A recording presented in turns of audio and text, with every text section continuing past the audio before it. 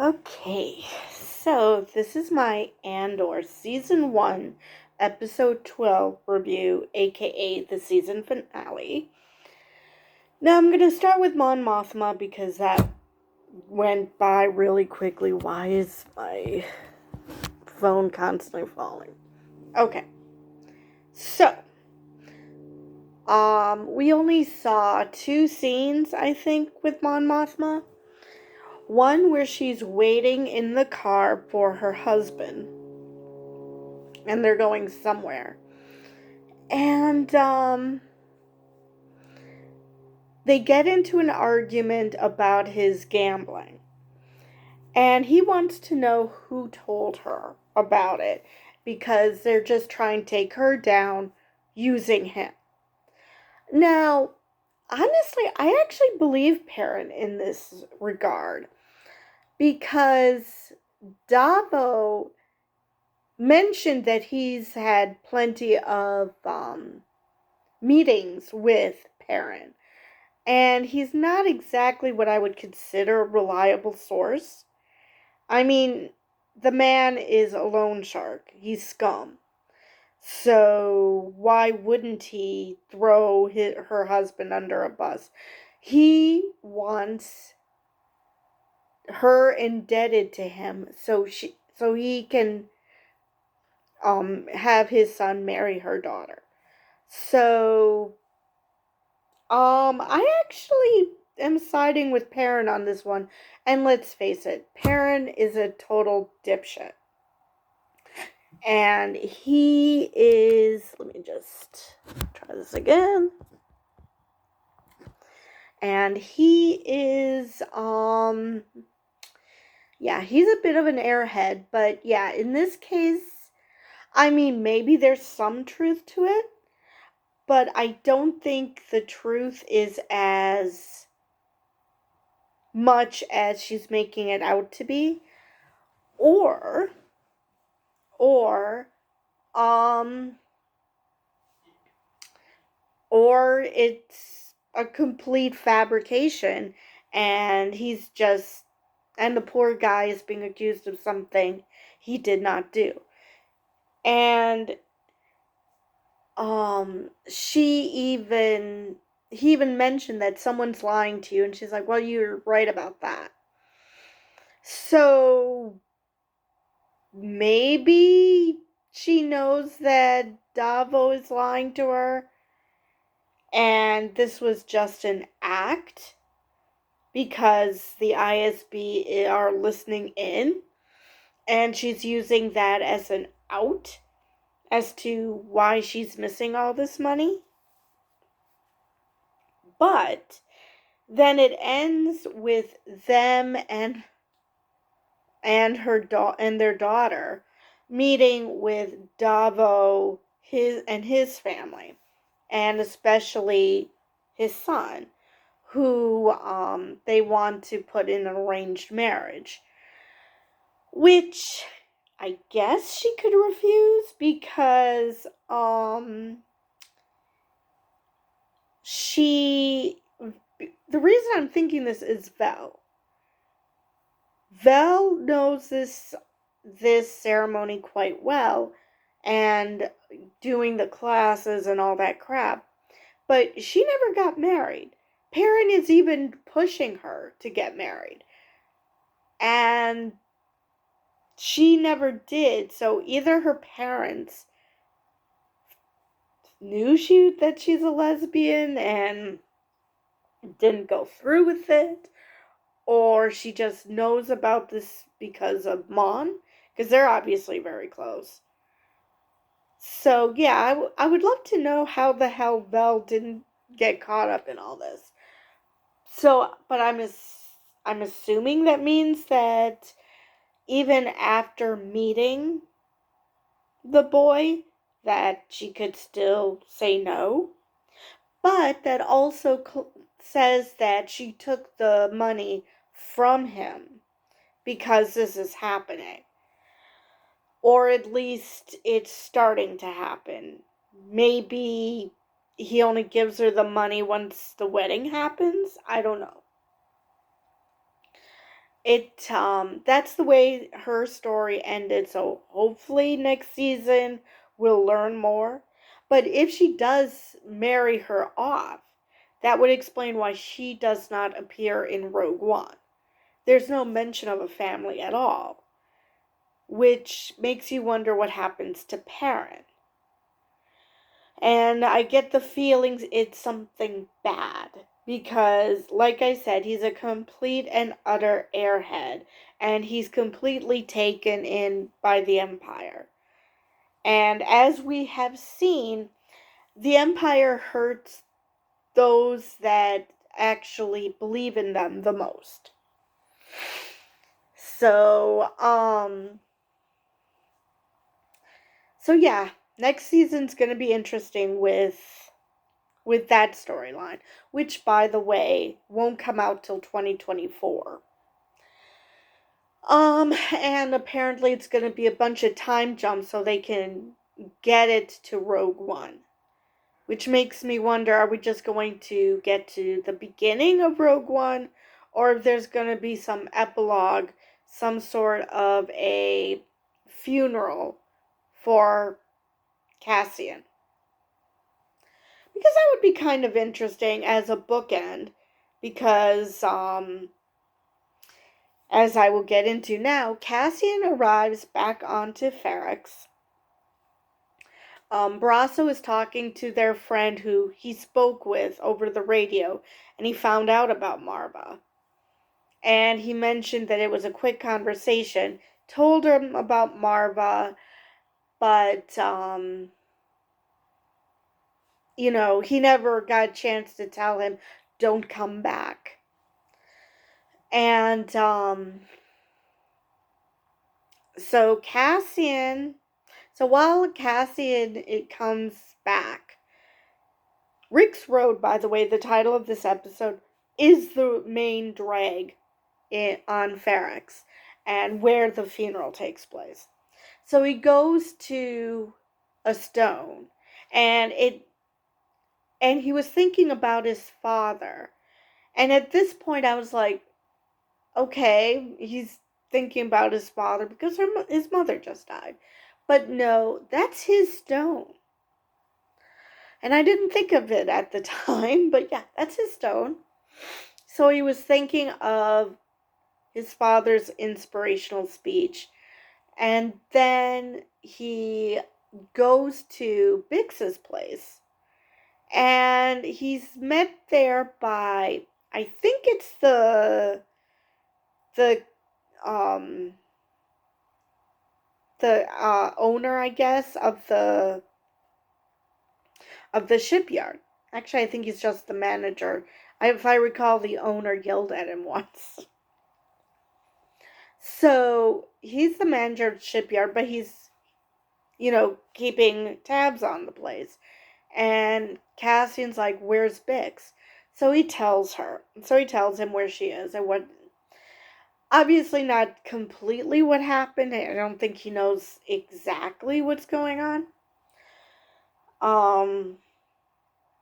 So he decides that he has to rescue Bix. So Brasso comes to visit, and he talks to Cassian, gives him Marva's message, and which was, I thought that was foreshadowing to him joining the rebellion. And while they're there, while he's there, he's listening to Nemec's manifesto. So he's getting call to action from him. He's getting a call to action from Marva. Well, his first call to action from Marva. So somehow he's really, really good at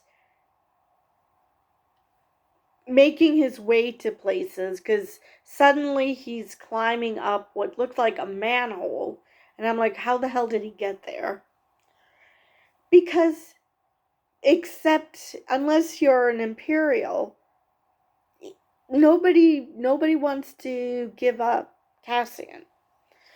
So he heads to the hotel, and while this is happening, Luthen. Actually, I didn't expect Luthen to actually come to Ferrex. I mean, there was literally no reason for him because he knows Cinta is good at following orders. Vel does not want to kill Cassian. So, let's see. So Vel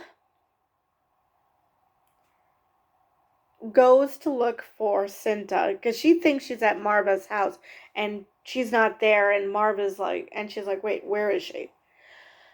Which I felt sorry for Vel this episode. First, well, I shouldn't say first, but she doesn't want to kill Cassian. And Cinta seemed, well, she was supposed to pick up Vel, and instead she was following one of the, I guess, Imperial spies. And so Vel was not happy that she's just completely focused on rebellion stuff and not the fact that they hadn't seen each other for a while. So, yeah, I don't think that relationship's going to last the rebellion because as much as she cares about the rebellion, I don't think she appreciated basically getting the cold shoulder from Cinta because she was all rebellion and no time for it's good to see you or something. I mean, not even the barest of niceties. She just, it was like Vel wasn't even there. So, the loan shark that Cassian owed money to was arrested by the Imperial, and it sounded like pretend to arrest me. So it sounds like he was trying to, I don't know, get information or something. But Brasso knows that this guy is bad news because Brasso wouldn't tell him anything about Cassian. So, so there's a lot of people not trusting other people. So Cinta ends up killing this guy because he discovers that Cinta's following him because they turn down a street where it's literally just the two of them. So it's kind of hard to not notice that you're being followed. So she stabs him.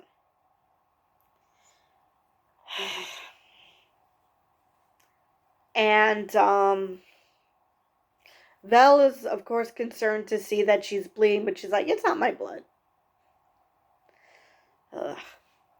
So, they're figuring out what they're gonna do, how they're gonna kill Cassian, and apparently they're going to bomb the hotel because that's where Vel thinks that they would take Cassian. So we go to the hotel where Cassian is going to rescue Bix. He runs into one of the workers there, and he's like, "Oh, hi, Cassian." And it's like, "I'm sorry about your mom," and tells him where Bix is. So he gets Bix out of there, and she seemed a little out of it. You know, like she was, I swear I heard her say, because he, please don't talk so loud, you're hurting me. Or please don't hurt me. Please don't talk so loud. So I guess she's very sensitive to sound now, which is going to make what ends up happening so much worse for her.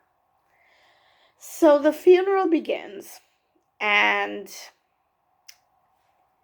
Bix is listening to the funeral, and it's obvious she wishes she could participate. And So they started it early, even though the Imperials told them to have it a couple of hours later because they wanted an opportunity to catch Cassian. To get set up and catch Cassian. And Dedra is already upset because they killed Krieger.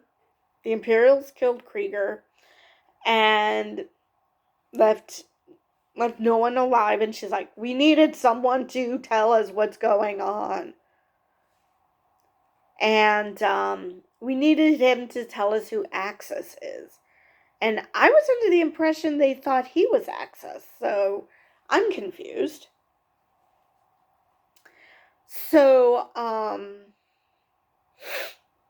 that, like I said, they started early, and Brasso is holding the stone, and B is with them, and so they're taking the front of the procession, and Cyril and Linus also show up.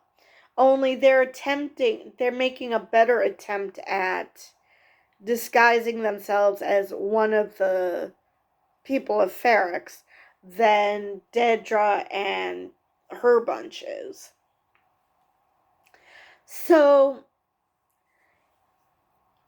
the Imperials aren't letting them go any further, and Luthen is amused because Cyril pushes past him, and I guess he recognized Cyril, but Cyril obviously has no idea who Luthen is.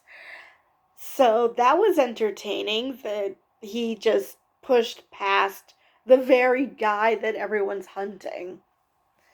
Well, they're hunting Cassian, but they're also hunting Luthen. They just don't know it's Luthen. So they're watching the procession, and at the end of it, the Imperials seem like they wanted to do a show of force. It's like, it's a funeral procession. Cassian isn't there. What are you doing? So they stop. Brasso and B come to the front, and B plays a recording of a hologram recording of Marva. She's introducing herself. We find out that her maiden name is Cassia. So we have a boy that she adopted whose name is Casa. Her maiden name is Cassia. So yeah, why not Cassian? That works. And they play her speech, which is an awesome speech.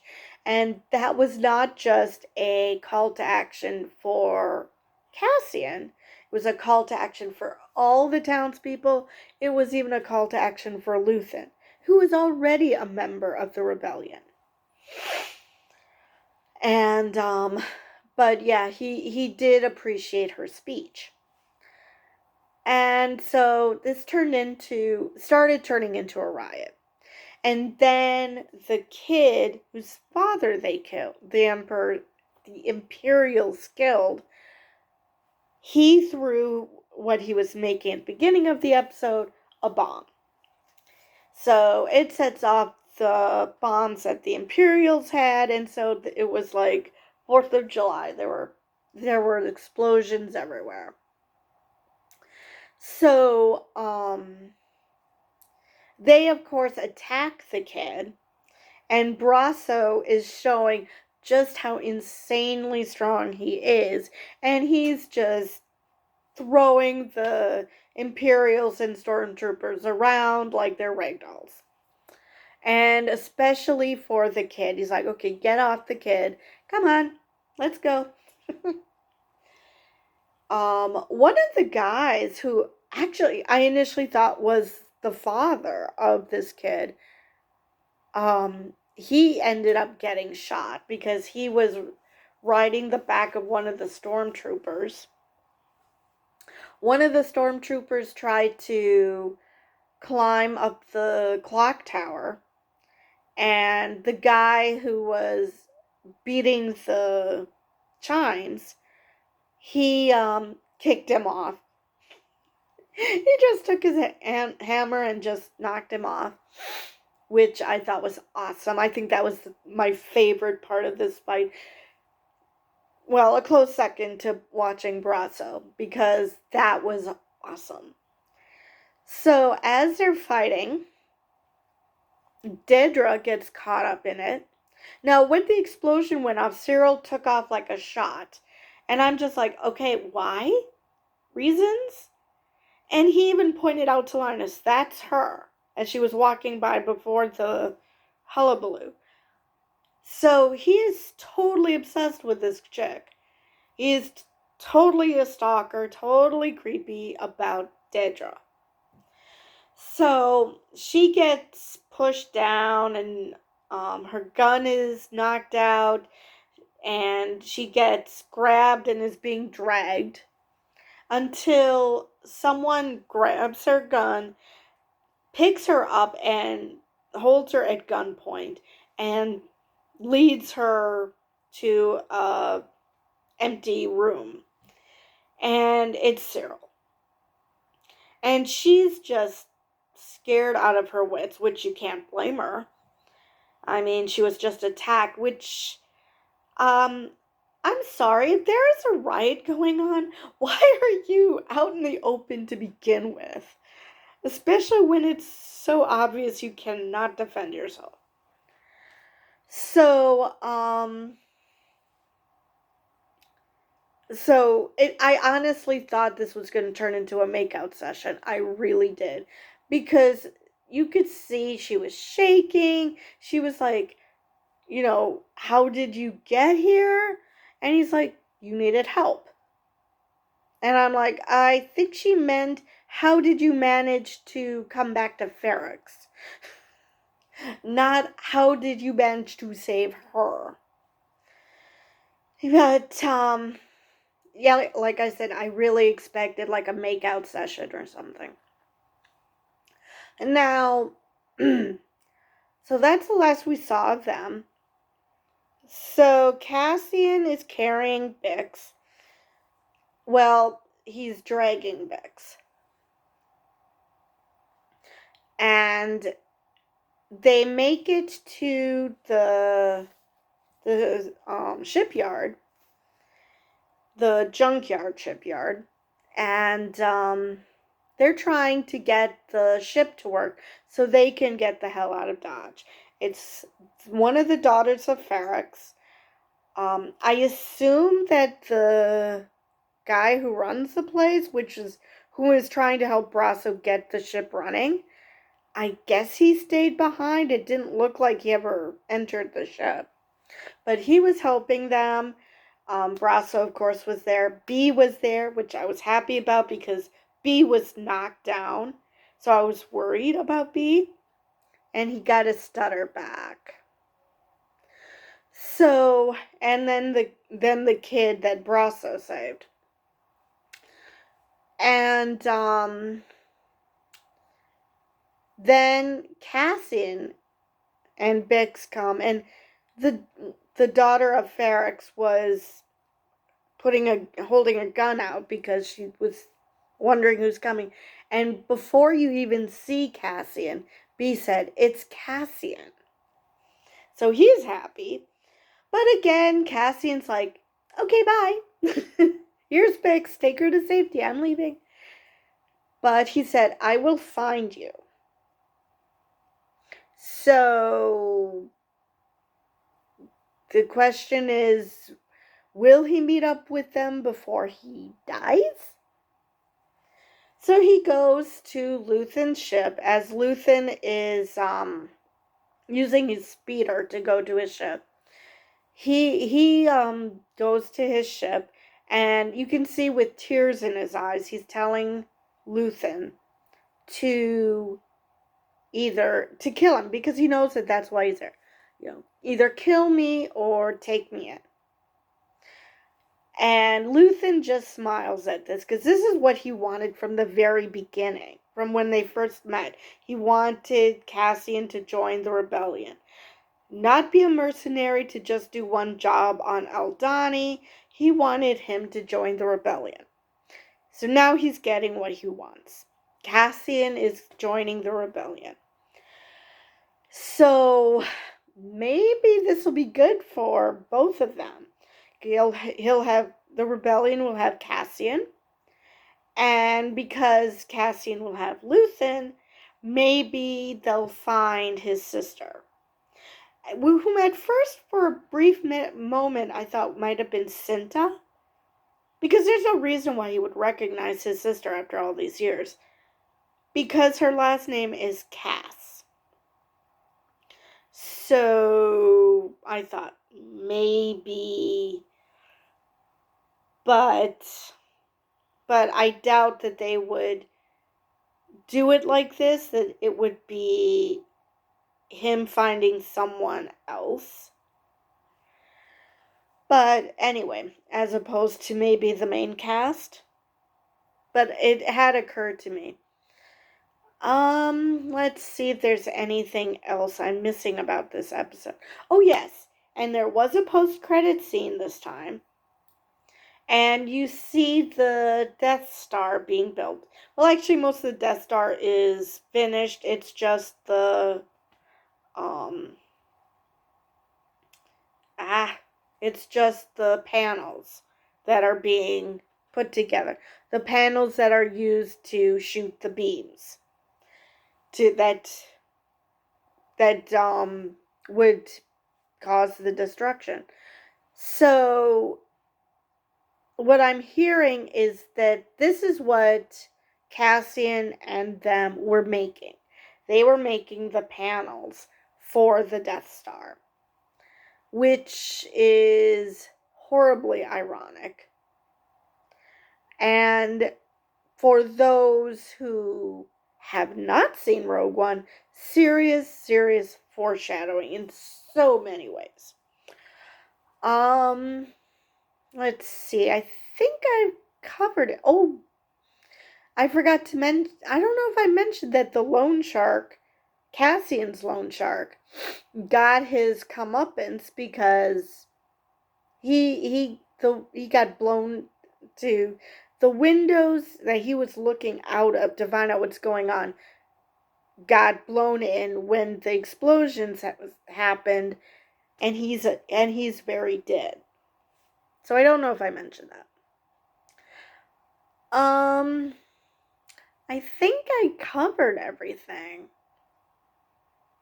It's going to be interesting to see what's going to happen, especially with Mon Mothma and her family. Because the daughter, for all her, during the class, are you looking at me?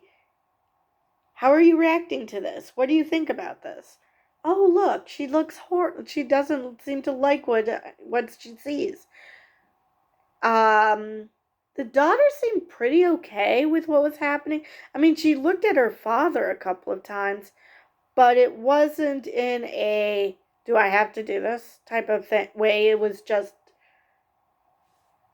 her looking at him. Maybe she was doing him? Seriously? Really?